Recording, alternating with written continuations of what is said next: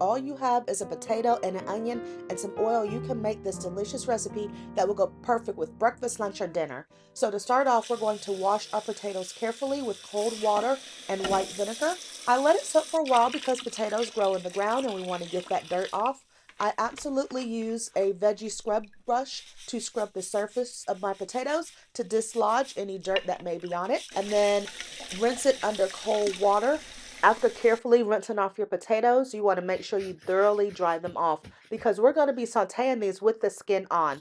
So I just slice it down the middle as you see here, and then for each half, I cut it into half moon shaped pieces. Kind of then, the thickness you want it to be consistent so that they will all cook about the same amount of time.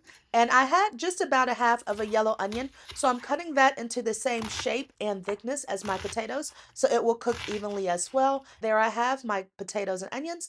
I'm using avocado oil, seasoned salt, black pepper, garlic powder, and onion powder. I'm not soaking my potatoes. I'm going to cook them right in my fry pan. I don't find the soaking to be a necessary step for this recipe. So I'm adding a couple of tablespoons of avocado oil to my fry pan, and then I add my potatoes. I'm going to let my potatoes sit at a medium high heat and cook for about 4 or 5 minutes before I add any seasoned salt. I don't mind my seasoning heating up in the pan, but I don't want it to be there in the beginning and scorch. So I added my other dry seasonings, my onion powder, garlic powder, and black pepper.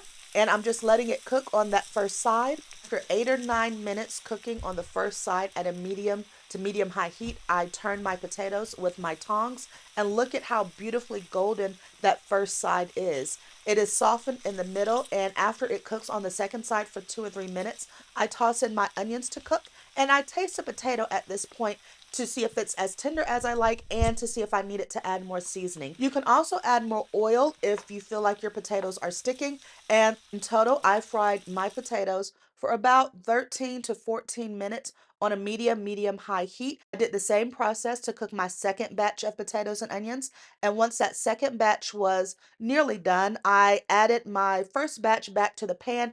This recipe is absolutely delicious to cook as a side with breakfast with some eggs, or with lunch with the hamburger, or at dinner with some chicken or fish. So this is an absolutely wonderful recipe.